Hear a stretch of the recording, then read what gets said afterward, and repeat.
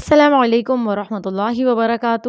اعوذ باللہ من الشیطان الرجیم، بسم اللہ الرحمن الرحیم۔ سورۃ البقرہ آیت نمبر 44۔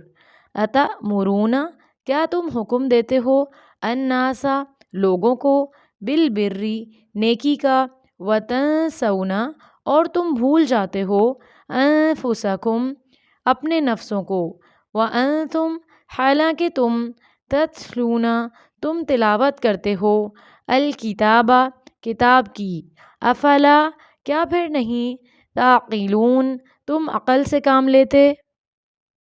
اس آیت میں اللہ سبحانہ و تعالیٰ بنی اسرائیل سے فرما رہے ہیں کہ تم لوگوں کو تو نیکی کا حکم دیتے ہو اور خود اس پر عمل نہیں کرتے، آخر کیوں؟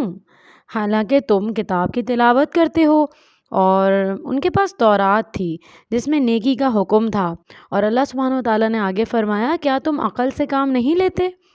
بنی اسرائیل میں اللہ تعالیٰ نے بہت سے نبی بھیجے اور ان میں کچھ پر کتابیں بھی نازل کیں، اور ان انبیاء کو بھی بتا دیا تھا کہ آخری نبی رسول اللہ صلی اللہ علیہ وسلم ہوں گے، اور وہ آخری نبی ہوں گے اور ان کے بعد کوئی نبی نہیں آئے گا، اور یہی بات ان کی کتابوں میں بھی لکھی ہوئی تھی۔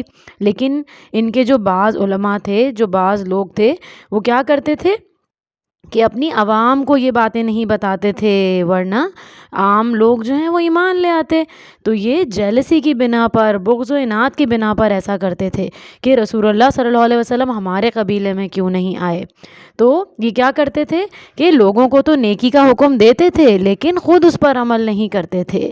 تو ہم نے اس سے کیا سیکھا کہ کہیں ہم بھی تو ایسا نہیں کر رہے کہ لوگوں کو تو نیکی کی باتیں بتا رہے ہوں لیکن خود اس پر عمل نہیں کر رہے ہوں۔ تو ہمیں پہلے اپنے عمل میں بہتری لانی ہوگی، پھر اس کے ساتھ ساتھ دوسروں کو اس کی تلقین کرنی ہوگی، اور یہ کام اللہ سبحانہ و تعالیٰ کی مدد کے بغیر ممکن نہیں ہے۔ تو ہمیں ساری ان دعاؤں کو مانگنا ہے جو رسول اللہ صلی اللہ علیہ وسلم نے ہمیں سکھائیں اور جو اللہ سبحانہ و تعالیٰ نے قرآن مجید میں بھی بتائی ہیں۔ تو وہ ساری دعائیں ہمیں مانگنی ہیں، اس کے ساتھ ہمیں اللہ تعالیٰ سے مدد مانگنی ہے کہ یا اللہ جو بھی ہم دوسروں کو بتا رہے ہیں ہمارے عمل کے لیے بھی وہ باتیں ساری آسان کر دے، اور جن باتوں پہ ہم عمل کر رہے ہوتے ہیں وہ ہمیں دوسروں کے لیے بھی بتانا ہمیں آسان ہو جاتا ہے۔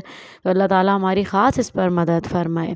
تو ملتے ہیں اگلے لیسن میں، تب تک کے لیے اللہ حافظ۔ السلام علیکم ورحمۃ اللہ وبرکاتہ۔